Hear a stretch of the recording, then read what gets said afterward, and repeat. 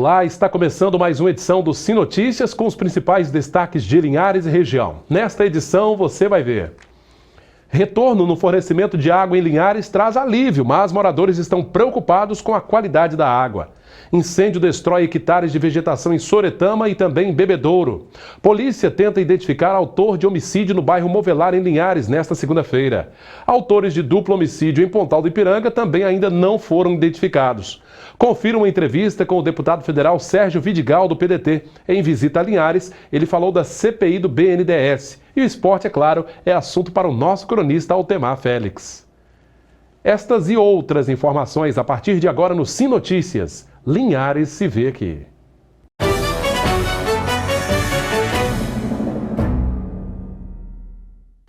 Depois do corte no fornecimento de água à população de Linhares na última quinta-feira, o abastecimento está praticamente normalizado na cidade.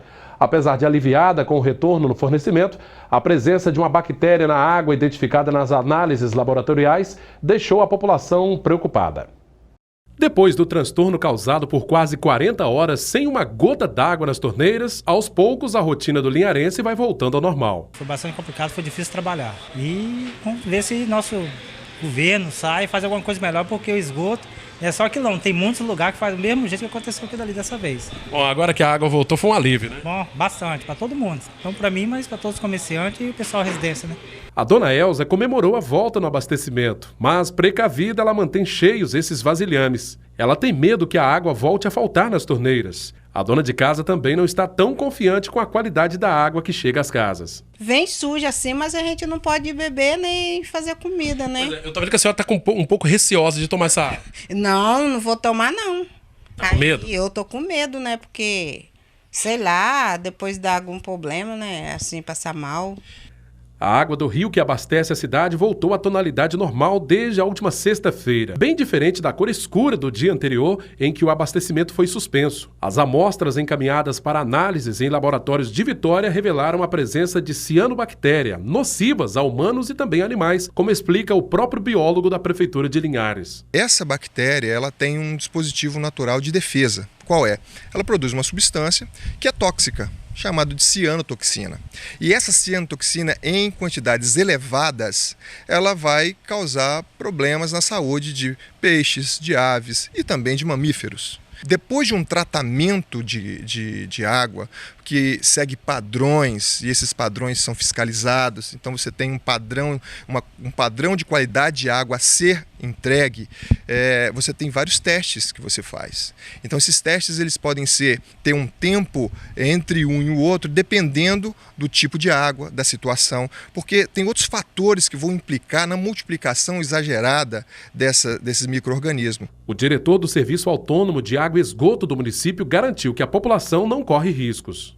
O SAAI faz o controle, da água todos os dias. A população pode ficar tranquila que a água que está consumindo hoje está garantida 100%. Engenheiros e técnicos da Prefeitura de Linhares passaram toda a tarde desta segunda-feira discutindo a possibilidade de se encontrar um novo ponto para a captação de água para abastecer a cidade em caso de problemas com um rio pequeno. Este novo ponto de captação ainda não foi encontrado, mas opções aqui no município de Linhares é o que não falta. Em todo o município de Linhares são 69 lagoas. É verdade que a maioria sofre com a poluição ou está a quilômetros de distância da sede do município. Mas se a estiagem persistir, não haverá outra alternativa senão ir em busca desse bem tão precioso. Bom, a água do rio continua sendo monitorada, mas até agora técnicos ambientais não identificaram pontos de lançamento de esgoto dentro do rio onde é captada a água que abastece a cidade. Um incêndio de grandes proporções já destruiu mais de 20 mil pés de eucalipto e ameaça a fazenda experimental do Incapera, em Soretama. O combate às chamas está sendo feito desde o último sábado. Plantações de eucalipto, de seringueira, pastagens foram todas consumidas pelo fogo. O incêndio começou em uma propriedade particular no início da tarde do último sábado e se alastrou rapidamente, atingindo mais duas fazendas, uma delas a do Incapera. Não atingiu a parte experimental, não chegou a atingir experimentos. Deu tempo de salvar a tempo. Mas a gente havia preocupação, né? De prejuízos maiores. Foi em torno dos 2 alqueires. Mas os vizinhos perderam 3,5 alqueires de eucalipto. Após 2 dias do início do incêndio, muita fumaça e fuligem tomam conta daqui da Fazenda Experimental do Incapé, em Sooretama. Ainda é grande a possibilidade de surgir novos focos devido ao vento forte, ao clima seco e também devido à vegetação, que está muito seca. A preocupação agora é com a mata de 98 hectares que pertence ao Incapé. O fogo já chegou até lá e várias espécies da fauna e flora correm risco. Se chegar lá, vai ser difícil de apagar.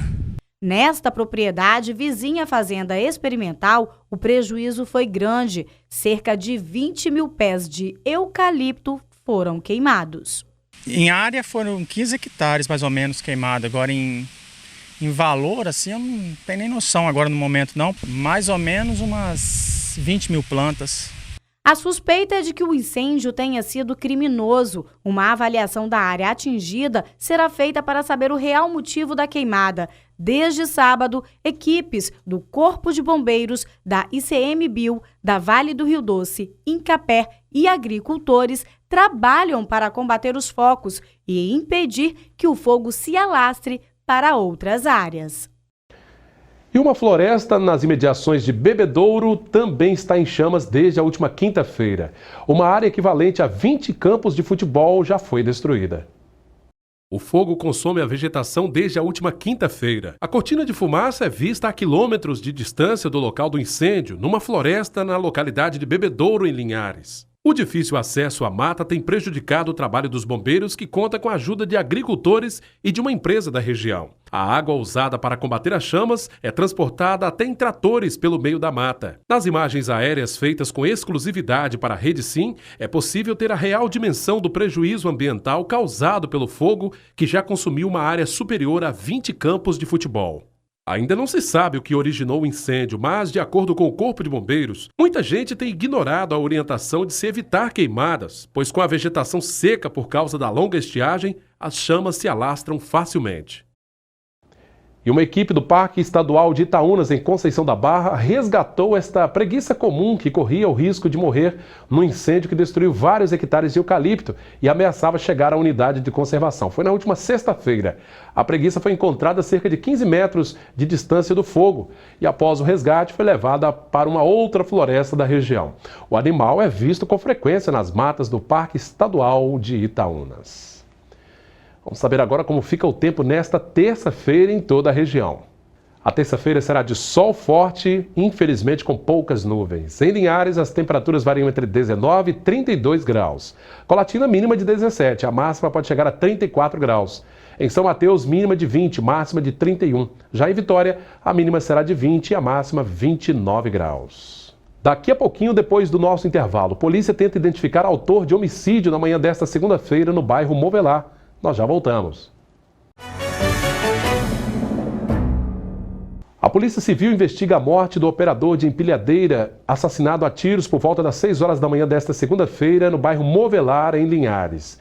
Pierre Pipos, 34 anos, foi morto com vários tiros quando seguia sozinho para o trabalho em um supermercado do bairro. Vizinhos contaram ter ouvido cerca de 4 tiros, mas não conseguiram visualizar o atirador. Pierre era morador do bairro Movelar e, segundo amigos, era uma pessoa trabalhadora e querida. Ele deixa a esposa e uma filha pequena. Qualquer informação que possa levar ao assassino pode ser passada através do telefone 181, é o disque denúncia da Polícia Civil. A polícia também não identificou os autores do duplo homicídio ocorrido na noite da última sexta-feira em Pontal do Ipiranga. 2 jovens foram mortos a tiros próximo a um bar. O duplo homicídio registrado no Pontal do Ipiranga na última sexta-feira já tem linha de investigação definida. Para a Polícia Civil, Brian Alves Vieira, de 19 anos, e Fernando Frisso, de 20, foram mortos por causa da luta pelo controle do tráfico de drogas na região. Não temos dúvidas nenhuma de que o duplo homicídio foi motivado pelo tráfico de drogas. Isso temos certeza. E já há algum tempo Linhares não registrava homicídio com relação ao tráfico, né? Nós notamos que os traficantes perceberam que quando eles ingressavam no homicídio, a probabilidade de serem presos era bem maior, ou seja, eles eram presos com mais rapidez. Esses acho que ainda não tiveram essa consciência e com certeza em breve estarão atrás das grades. Moradores relataram que na hora do crime, os dois estavam em um bar na Terceira Avenida quando atiradores chegaram e dispararam diversas vezes. Houve tentativa de fugir dos matadores, mas sem sucesso. Agora, a polícia está à procura de 2 homens que estavam em uma moto e que atiraram nos dois. No Pontal, houve neste ano um registro de briga entre gangues rivais pelo controle da venda de entorpecentes. Porém, a polícia conseguiu chegar antes da tragédia. É o que revela o delegado que investiga o caso.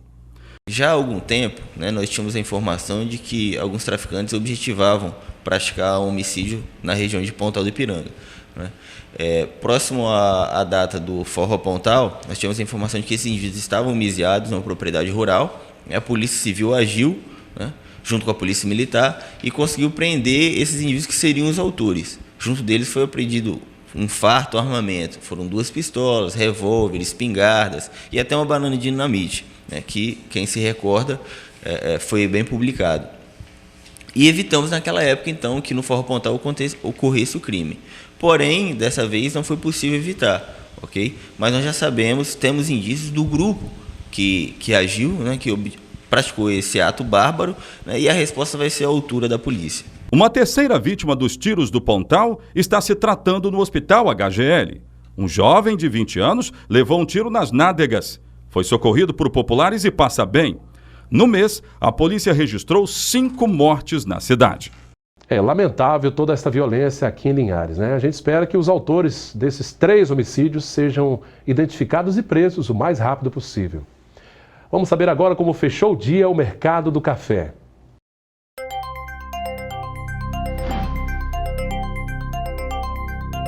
Arábica tipo 6 cotado a R$ 440 a saca. Arábica 7, R$ 331.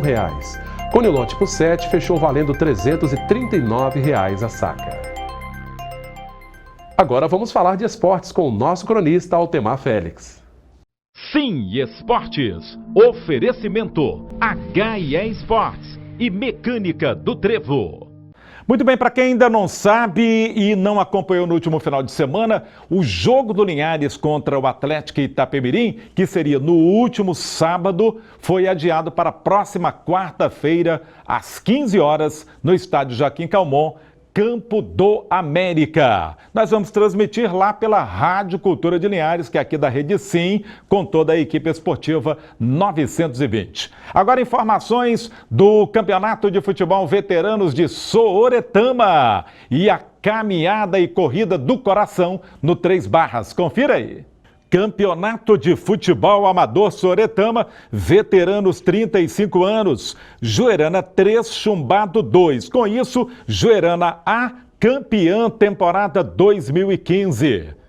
E para terminar sobre o jogo do Linhares Futebol Clube, o técnico Breda só tem uma dúvida para definir a equipe, dúvida de um titular. Adriel ainda sente o joelho. Com o adiamento do jogo, o zagueiro Jailson dos Santos, o atacante Zé Augusto e o meia Adriano ganharam condições de participar normalmente da partida. Bom para o Linhares. No último sábado, aconteceu em Linhares o encontro regional do Partido Democrático Brasileiro, PDT. O presidente estadual da sigla, o deputado federal Sérgio Vidigal, esteve presente. Ele falou sobre os planos do PDT para as próximas eleições e também sobre a participação dele na CPI do BNDES. Eu acho que esse é um momento muito bom para o PDT, é um momento estratégico, até porque o campo que nós atuamos é um campo que hoje está fragilizado com o cenário que se encontra hoje o Partido dos Trabalhadores.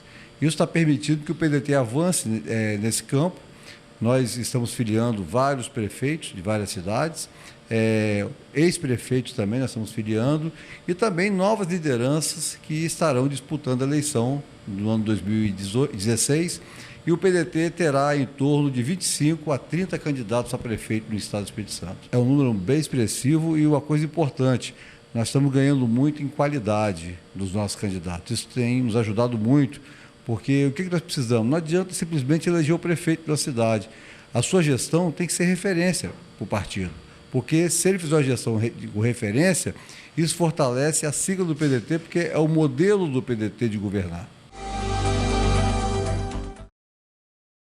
Nós já detectamos algumas falhas nas operações do BNDES em relação ao empréstimo relacionado com a efetividade daquilo que está se emprestando, com a geração de emprego para quem está se emprestando o recurso, porque o recurso do BNDES, sabemos que o BNDES é um banco de fomento. O BNDES é alimentado com recurso do FAT, que é dinheiro do trabalhador, do Fundo de Amparo do Trabalhador, e com recurso do Tesouro Nacional, que também é recurso do povo brasileiro. E isso representa mais de 80% dos recursos que são utilizados para financiamento do BNDES. E nós estamos observando que as escolhas do financiamento não são feitas de acordo com aquilo que vai gerar mais emprego e mais renda para a população, mas tem sido feito muito mais o banco preocupado em emprestar a alguém que tenha condição de pagar e não emprestar para onde vai gerar emprego e renda para a sociedade. Então tem uma série de debates que está sendo feito. Creio que nos próximos 60 dias a gente terá já algum pré-relatório já para poder discutir com a sociedade. Semana agora nós estaremos recebendo a convocação feita por mim, o Ike Batista, né? Recebemos já todos os ex-presidentes do BNDES. Essa semana recebemos lá o ex-presidente do Grupo Independência, o grupo que faliu, e nós estamos convocando a ida de um dos sócios majoritários da JBS, que é a maior empresa de carne, né, animal do mundo, para que também possa estar prestando depoimento, até porque o BNDES é sócio do grupo JBS, tem aproximadamente 27% das ações. E nós gostaríamos de saber o que levou o BNDES a se transformar sócio dessa empresa, como de outras também que ele tem parte societária. Então, nós estamos no debate, discutindo, e creio que nos próximos meses a gente terá já mais detalhado toda a atuação do BNDES. Agora, é bom lembrar que o BNDES, no geral, é um banco que nos orgulha, né? Como a Petrobras é uma empresa que nos orgulha. E nós não podemos desqualificar essas instituições e nem jogar a instituição na lata do lixo. Se tem água suja dentro da bacia, a gente joga água suja fora, mas a bacia tem que ficar. Então, essas instituições são importantíssimas para o país e o que nós queremos é o fortalecimento e aumentar a credibilidade dela, não somente diante do mercado interno, mas principalmente diante do mercado internacional.